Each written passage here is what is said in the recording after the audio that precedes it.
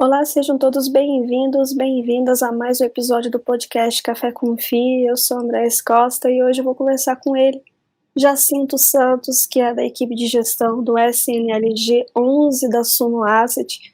Nós vamos bater um papo aí a respeito do mercado de logística, o fundo em si, enfim, vamos bater um papo bem bacana aqui. O Jacinto, que também é analista CNPI.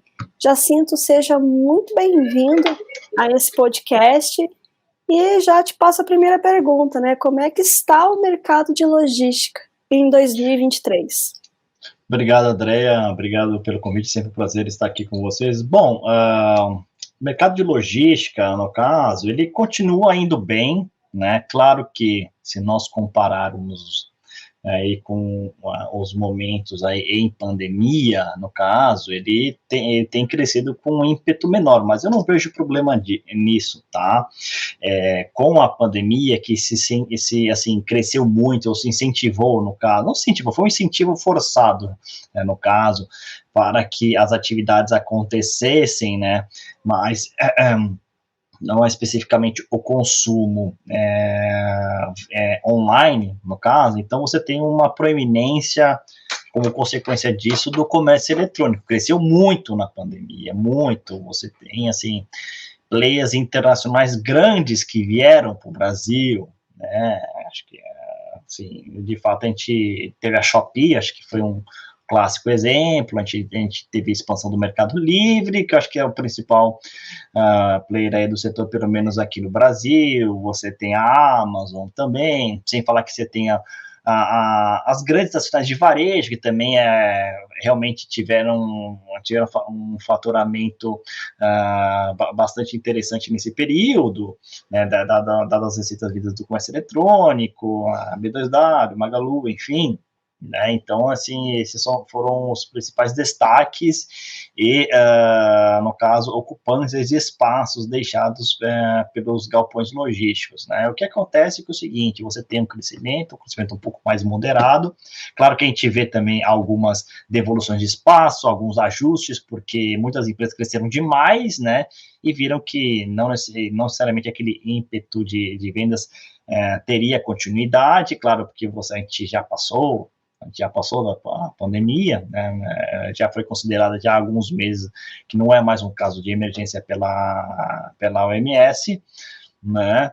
Então os casos despencaram, né? Você já tem, claro que existe a vacina, mas também já existe alguns estudos de alguns medicamentos aí que realmente não impedem o contágio, mas diminuem o efeito. Então, assim, as pessoas estão muito mais tranquilas e assim, basicamente as vendas, né, elas, assim, claro que elas continuam, mas elas mudam um pouco de lugar. Agora, por exemplo, as lojas físicas, assim, começam, assim, não começam a ter, já vinham já se recuperando e começam aí a ter números mais próximos, no caso de períodos aí pré-pandemia. Né? Vimos as lojas no shopping vendendo mais, enfim, né? Isso acaba que, assim, claro que impacta um pouco aí o comércio eletrônico, né?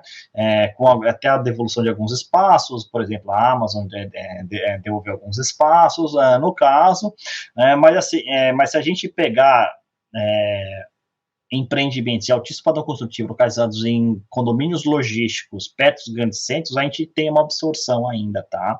Novamente, destaque aí para o Estado de São Paulo, que foi responsável novamente pela maioria dos espaços locados, dada a sua importância econômica aí, e muito principalmente pelos polos aí de demanda. Então, assim, é natural que isso aconteça e está acontecendo, né?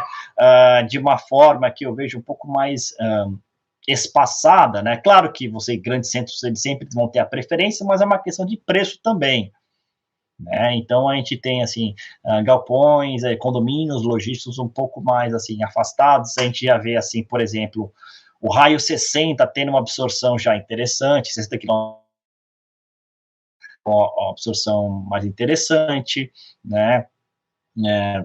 Por exemplo, aí o Castelo Business Park no 57, ali na altura de Sorocaba, por exemplo, já tem uma demanda muito interessante lá, inclusive de um fundo imobiliário, né? A gente já tem, assim, no mesmo lado ali na Castelo Branco, Itapevi, com algumas absorções, no caso, né? E, assim, na parte leste ali, um pouco ali para lá de Mogi das Cruzes, a gente também já vê alguma absorção. Então, é o seguinte, eu diria aí que o destaque, no caso, são condomínios logísticos de alto padrão, mas no raio de 60 quilômetros ali dos grandes centros, né? O que interessante que eu daria, assim, além desse destaque, é, por exemplo, ali no interior do Rio de Janeiro, né, do Vale Paraíba Fluminense, no caso, que dependendo ali do município, você tem uma ocupação total, né, você não tem espaço vago, assim, isso é bastante surpreendente, porque é o seguinte, no Rio de Janeiro, o que acontece? É claro que a grande cidade, o Rio de Janeiro tem a preferência, né, mas também algumas empresas não atuam no Rio de Janeiro por causa da violência, enfim, e preferem o interior do estado, mas ali na região de Resende, que nem eu falei, que é o Vale do Rio Paraíba, aí na parte do Rio de Janeiro, e ali realmente você tem uma demanda forte aí por locações logísticas de alto padrão dentro de condomínios, tanto que basicamente você não encontra mais espaço dependendo aí da especificidade que o locatário ali, o ocupante busca, tá? E isso é bastante interessante e, claro, pressiona aí preços para cima. Tá, então eu daria esses dois destaques, novamente, o raio 60 ali da cidade de São Paulo e o interior ali do Rio de Janeiro, que está tendo uma ocupação bastante interessante. E tem outros estados, né, Minas, e vem aí, né, o Nordeste também, vem vindo com alguns galpões logísticos, né, Jacinto? Tem alguns fundos imobiliários optam também por algo, vamos dizer assim, menos óbvio, né? Mas assim, que você pode ter uma rentabilidade aí maior. Claro que a gente pode ter, por exemplo, a gente pode destacar, acho que 2 municípios ali do nosso estado de Pernambuco, é o Cabo Santo Agostinho e Pojuca, que são próximos aí do Porto do Suape, né? Facilita o escoamento de mercadorias e também tem chamado a atenção de alguns players logísticos também de alguns fundos imobiliários, né? Em Minas Gerais, o município de Extrema, ali no sul do estado de Minas, é algo que já é bem consolidado, claro que atraiu muitos players por causa aí do incentivo fiscal de tributos, assim, é muito bem localizado, praticamente colado aí com o estado de São Paulo, então o escoamento é muito fácil, próximo aí a Fernão Dias, né, você acessa aí a grande São Paulo com uma facilidade muito alta e também facilmente assim, escoável para a capital mineira, Belo Horizonte, então é uma localidade assim também que, apesar do incentivo tributário, né, e como está à beira da Fernão Dias, também realmente é muito fácil escoar mercadorias por ali, no caso, e a vacância realmente ali está muito baixa, no caso, mas assim, e acredito que realmente deve ser por isso que esses dois fatores, que é o incentivo e também a fácil transporte, escoamento das mercadorias, porque aquela região bastante procurada. Claro que ali que eu vejo um risco é da reforma tributária acabar com o incentivo fiscal. É um risco. Não, assim, não tenho certeza se isso vai acontecer, tá? Tomara que não, que continue se desenvolvendo. Mas o que acontece é que ali pode ser um risco, né? Tudo que assim depende ali do governo, no caso de uma canetada, algum incentivo. Claro que eu tenho um pouco de pé atrás, mas não desabona toda a região, que é bastante estratégica aí para o mercado de logística. Falamos aí em relação aos imóveis logísticos, né? Mas e a parte industrial, né? Os galpões industriais, como é que está a demanda? Jacinto, como é que está a procura? Tem vacância? Como é que está esse mercado? A indústria é bem específica, a indústria é algo bem assim, direcionado para o ocupante, né? Porque você em galpões logísticos você tem, por exemplo, galpões modulares que são divididos em blocos e eles são especulativos. Muitos incorporadores constroem para depois locar, né? E indústria já é bem diferente, né? É algo muito mais particular, muitas operações são BTS, Build to Suit, no caso, bem específicas, e geralmente você já desenvolve com algum ocupante já em mente, já estabelecido com um contrato de pré-locação, enfim, algo extremamente específico, tá? Claro que, assim, existem indústrias um pouco mais leves, que preferem contratos aí um pouco mais curtos aí, que sempre vê outros mercados, então pode ser que no caso ela venha a fechar um espaço um pouco mais leve em termos assim de mobilidade, no caso, próximo aí de um grande centro consumidor, mas também já olhando outros centros consumidores, mas no geral a indústria é muito mais específica, tá? Procura por operações de BTS e contratos mais longos, tá? Então, assim, isso dá conforto, no caso, para o tipo de negócio, né? Assim, mover uma indústria, mesmo que ela seja leve, existem custos inerentes a isso, né? Custo de mudança, se vai paralisar a produção ou não. Então, isso realmente precisa de um planejamento, né? Assim, parar uma indústria, nem que seja um curto espaço de tempo para fazer mudanças, no caso, exige planejamento e certos custos envolvidos, né? Então, é muito mais vantajoso para uma indústria ela, assim, fazer um desenvolvimento, assim, personalizar no desenvolvimento a todas as necessidades dela e que ela fique no longo prazo, né? Claro, se, por exemplo, o imóvel se tornar inviável, aí claro que ela pode romper o contrato, mas, novamente, fazer rescisão de contrato existem custos, tá? Então, a partir disso, acredito que é o seguinte, imóvel industrial, a gente não tem tanto dado justamente por causa disso, tá? Assim, logística, né? Aí realmente tem dados disponíveis. Agora, de indústria é um pouco mais específico. Claro que, assim, como os dados são poucos e muito específicos, muitas empresas juntam tudo num só, né? Que é logístico e industrial. Mas, no caso, se a gente pegar só a indústria, eu acho que é um ramo, assim, bem mais específico e que está muito mais, direcionado para operações, por exemplo, BTS, com contratos bem mais longos, no caso. E, assim, atendendo às especificidades de cada inquilino. Por falar em contrato, Jacinto, você me fez eu despertar duas questões a respeito, né? Uma, se há um movimento maior, até mesmo agora em logístico, né, falando, para contratos build-to-suit, e a questão do típico e atípico, né?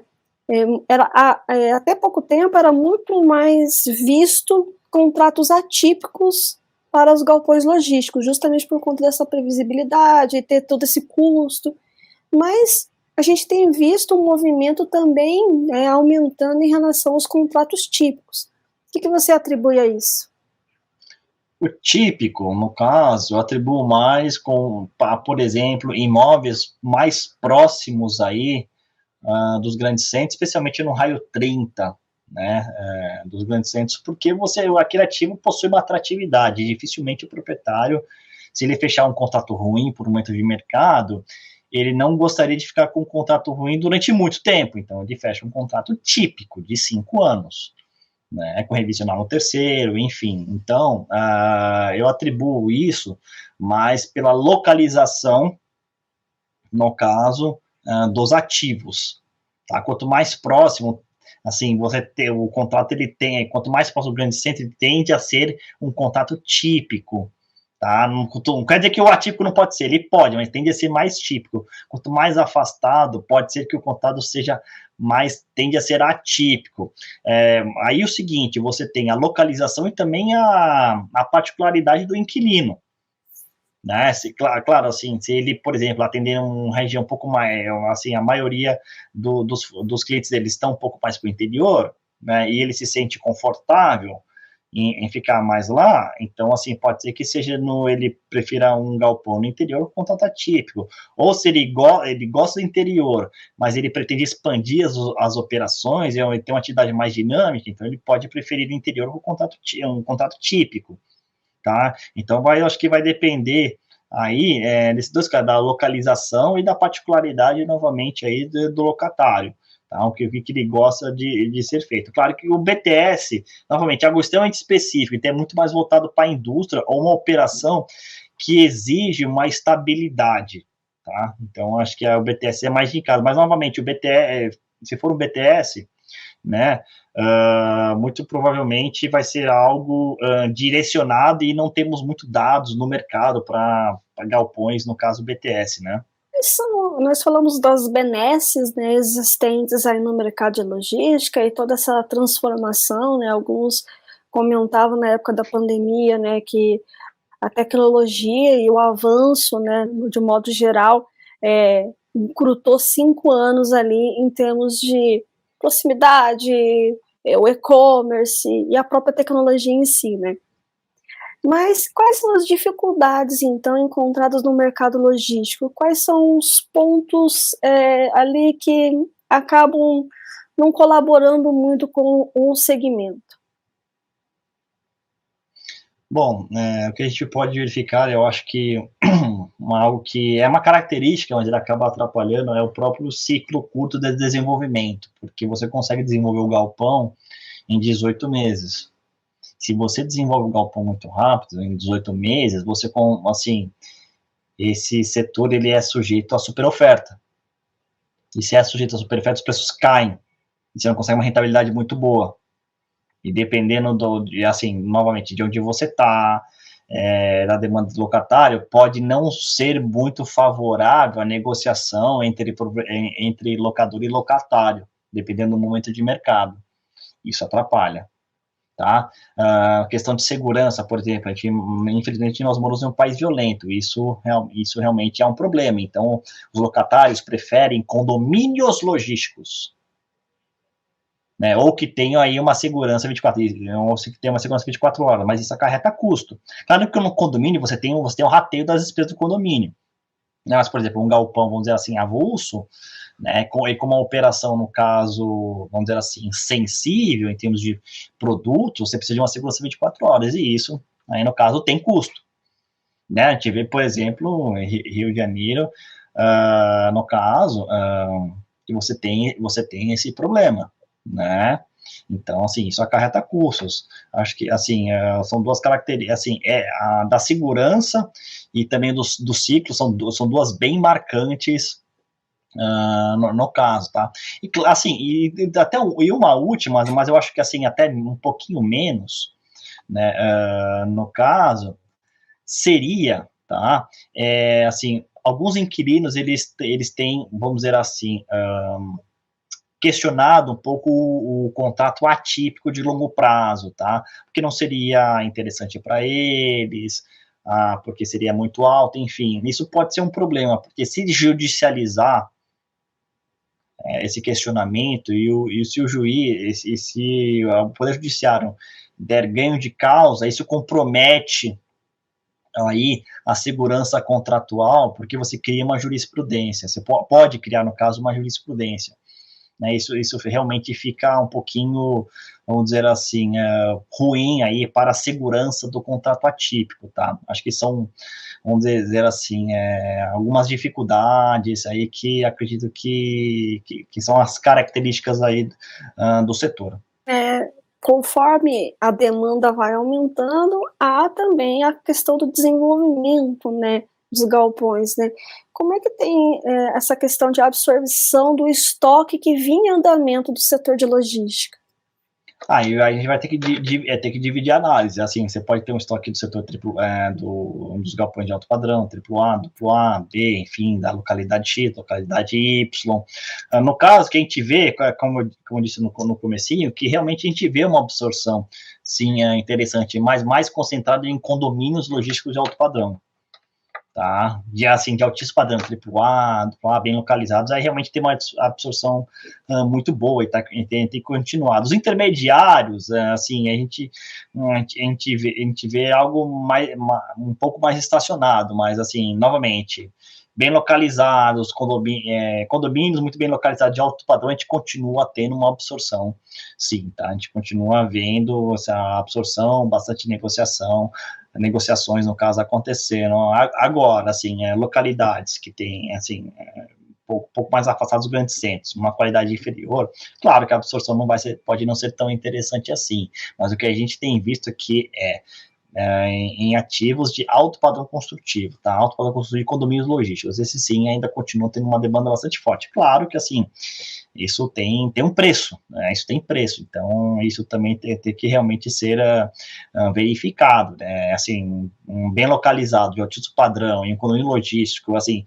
perto dos grandes centros, realmente você pode ter, assim, aí, preços maiores, aí, assim, entre 25 e 30 reais o metro quadrado. Isso a gente está falando em galpão seco, ou seja, sem nenhum tratamento específico. Agora, se a gente tiver galpão molhado, no caso, que tem um tratamento específico, que pode ter, por exemplo, um ambiente climatizado, resfriado, refrigerado, aí realmente a relação custo aumenta bastante. Então, a gente pode ter aí preços já na casa dos 40 reais o metro quadrado.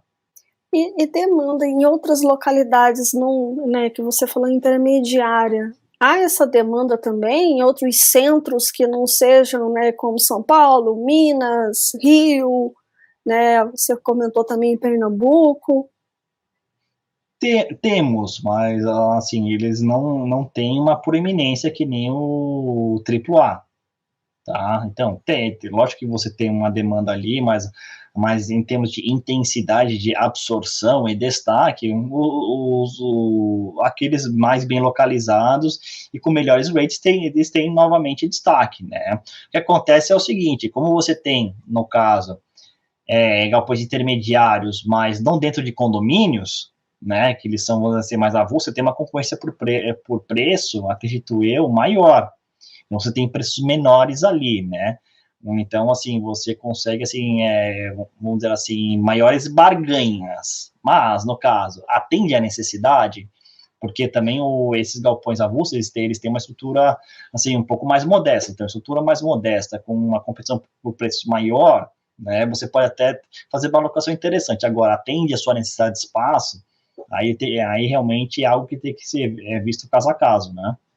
E quais outros setores podem preencher a lacuna devido ao enfraquecimento, né, essa desaceleração, né, de empresas do setor de varejo nacional? Você comentou que muitos estrangeiros, né, Shopee, a própria Amazon, mas que acabou ali devolvendo alguma coisa, está vindo aí a Shein também, que, né, e outras, né, até 2025, estão aí prometendo vir para o Brasil também, e com isso vai demandar a parte logística, mas tem outros segmentos também que necessitam e acaba aí preenchendo essa lacuna? Sim, claro que a gente tem um comércio eletrônico que é bastante pujante, mas, por exemplo, o que acontece? Você pode ter, assim, operadores logísticos, né? Vou dar um exemplo.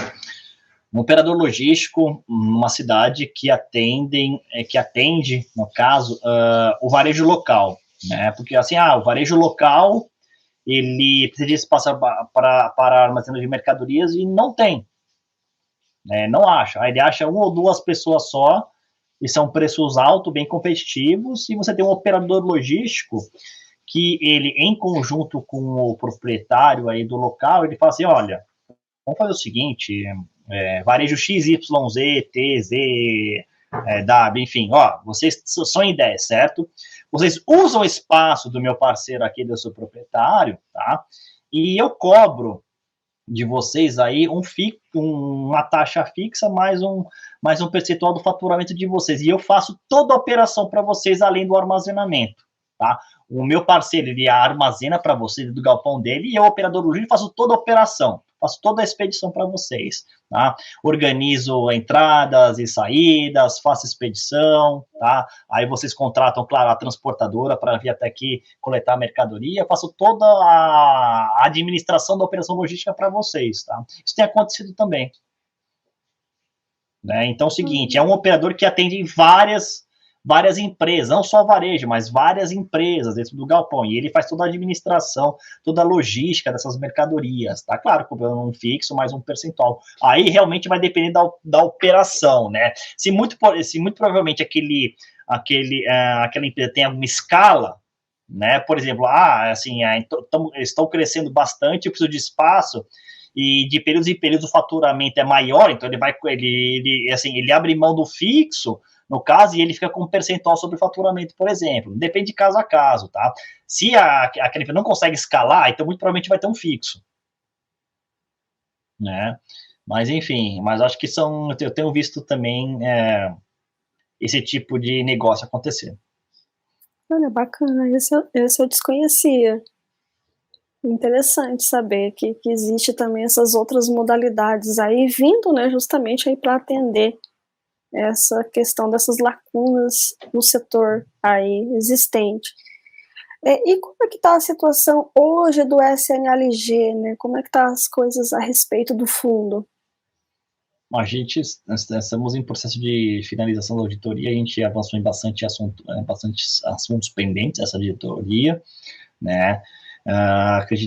Realmente acreditando que a gente deve finalizar em breve essa auditoria. Estamos fazendo toda também a reanálise contábil, operacional, né, para realmente entregar a auditoria, ela conferir os trabalhos e dar o de acordo para que ela possa emitir também as demonstrações financeiras. Enquanto isso, no caso, né, a gente decidiu aí suspender por vários meses atrás a distribuição aí de rendimentos. A gente também, assim, o nosso administrador não tinha tanto conforto em fazer a distribuição por um fundo que ainda estava em auditoria, apesar de discordar, nós entendemos a posição do administrador e respeitamos, claro, porque a autoridade máxima dentro do fundo imobiliário é o administrador. Nós estamos reestruturando contabilmente também parte da operação para que o fundo aí ele fique redondo em termos de números, com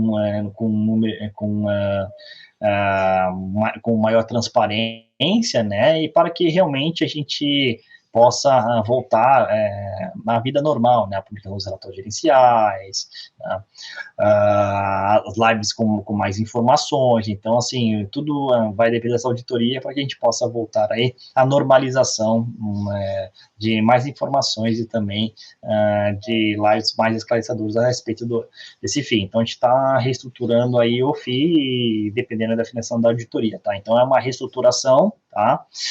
O fundo, claro que, assim, ele tem mais riscos que os demais, né? Porque ele tem um fundo, ele tá com uma alavancagem realmente alta e a gente vai endereçar esse problema em breve, né? E também, assim, lembrando que nós não estamos fazendo nada. Recentemente, como é que a gente está fazendo? A gente anunciou a aquisição de 2 ativos, um ativo que era bem estratégico para a gente, o outro que é um ativo novo, que vai trazer mais receita também, e também aumentar o nosso Assets Under Management, no caso, né? Então, a gente realmente está atuando para resolver aí os principais problemas aí do fundo e também concomitantemente tentando fazer com que o fundo seja um pouco maior, mais relevante aí para o mercado. Maravilha, então aguardem aí, pessoal, quando tudo tiver, né, auditado, vem aí toda a questão aí a respeito do fundo e esclarecer todas as dúvidas aí a respeito, né, Jacinto? Exato, exatamente. Perfeito. Mas falamos aí então sobre o mercado de logística, essa pujança que aconteceu, algumas dificuldades encontradas no meio do caminho, a questão da absorção do estoque e também aí meios, né, inovadores para preencher a lacuna devido a essa desaceleração, né, do setor de varejo de algumas empresas nacionais, até um problema aí que tivemos no começo do ano. Mas vale a pena o segmento de logística no Brasil? Vale os fundos imobiliários de logística? Vale esse segmento aí, essa crescente, digo no sentido de investidores mesmo, né, irem para esse segmento? Vale a análise, assim, vale o investimento, sim, mas claro, assim, tem que realmente estudar esses fundos imobiliários hoje, ver se faz sentido para aquele investidor, ver se ele, assim, melhor é entender a estratégia e dormir com a cabeça tranquila. Entendendo essa estratégia, dormindo com a cabeça tranquila, estudando os fundamentos, né, aí vale o investimento. Claro, bastante, assim, esse aporte, no caso, ele tem que fazer sentido, né, com a estratégia que aquele investidor tem para aquele tipo de fundo imobiliário. Né? Então, eu acho que, considerando esses dois pontos, não vejo problema, tá? Claro que existem muitos momentos que os fundos estão caros, as cotas caem, é o seguinte, claro que a gente também precisa ter cada investidor precisa ter um controle para ver se, por exemplo, o preço não passou de algo exagerado, né? O investidor, por exemplo, ele pode vender, fazer um ganho de capital, claro, pagar um imposto, que assim é preferível, porque você reembolsa o dinheiro, depois compra um outro fundo imobiliário que tiver barato, ou enfim, né? Eu acho que também vale a pena levar isso em consideração, não só apenas a renda, tá? Mas considerando renda e ganho de capital, você tem aí o retorno total, que é a TIR. Eu acho isso bastante interessante. Então, assim, vale a pena comprar alguns fundos imobiliários com bons fundamentos e bons descontos para que você possa também tirar da carteira, mesmo que não seja o seu objetivo assim, inicial. O que eu prezo é o seguinte, ok, seu objetivo é renda. Se você vender um fundo imobiliário porque realmente a cota andou demais, por exemplo, já tem um destino para o uso desse dinheiro já líquido das despesas, despesas de ganho de capital, que no caso é o imposto. Né? Então você faz o giro da carteira e com dinheiro com o principal, tá? Assim, você até pode, por exemplo, reinvestir o lucro que você teve, o lucro líquido que você teve, e com o principal você compra um outro fundo imobiliário, no caso, a bons preços, bons fundamentos. E uma última pergunta antes das considerações, com essa aí possível início de queda do taxa de juros, como é que você vê isso no mercado de fundos imobiliários no geral, não só de logística, Jacinto? Como é que você vê esse movimento? Isso aumenta a cota para todo mundo, né? Então, assim, não vejo algo atingindo um setor especial, atinge todos os fundos imobiliários, né? No caso, em termos de cotas, tá? Em termos de rendimentos, claro que o tijolo, assim, praticamente o cotista não sente, no caso, mas, por exemplo, fundos de papéis, no caso, se a taxa de juros cai, não quer dizer que, muito provavelmente, a inflação pode cair, né? Então, aqueles fundos indexados ao IPCA, eles podem sentir muito mais nos rendimentos em comparação com o tijolo. Né, eles podem sentir mais, né? Isso pode fazer com que algumas pessoas vendam as cotas de papéis, no caso, mas assim, se não acontecer em termos de fundamento nada, a cota continua andando, tá? É por isso que realmente, assim, a taxa de juros, no caso, ela atinge todo o mercado, tá? Não de forma igual, mas ela atinge todos os fundos imobiliários, então faz com que as cotas subam no caso, né? Exatamente. Apesar que nós temos aí, né, uma questão em relação à possível deflação, né, já que ela veio abaixo, né, os índices, né, vêm vindo abaixo do que era esperado, e isso acaba, claro, que refletindo, mas o investidor ele tem que estar muito ciente que isso pode acontecer e que, consequentemente, olhar se os fundamentos estão ali e qual é o movimento do gestor também, né, Jacinto? Sim, exato, perfeito. Maravilha, Jacinto, mais uma vez gostaria de te agradecer imensamente você ter aceito o convite para estar aqui conosco. Hoje você veio falar um pouquinho mais sobre o mercado, né, de logística, um mercado aí que você está inserido por conta do fundo. Veio também trazer algumas notícias a respeito do SNLG e gostaria que você deixasse as suas considerações finais e também as mídias sociais para o pessoal ficar a par de tudo. Muito obrigado, André, pelo convite, sempre um prazer participar. Sim, falamos hoje de mercado, falamos um pouco mais dos fundos imobiliários logísticos e industriais, no caso, tá? Assim, falamos um pouco do SMDG também, tá? E, assim, nós estamos, assim, à disposição para responder as perguntas aí dos investidores, tá? Né? Sigam aí a Suno Asset nas mídias sociais, no YouTube, no Instagram, no Twitter, e também me sigam aí nas mídias sociais, onde também sou ativo, @j.fiz. Maravilha. Mais uma vez, muitíssimo obrigada, Jacinto. Sempre um prazer estar falando contigo. E aí, pessoal, até o próximo episódio do podcast Café com Fi. Tchau, tchau, Jacinto. Obrigada. Tchau, tchau, André. Obrigado. Tchau, tchau.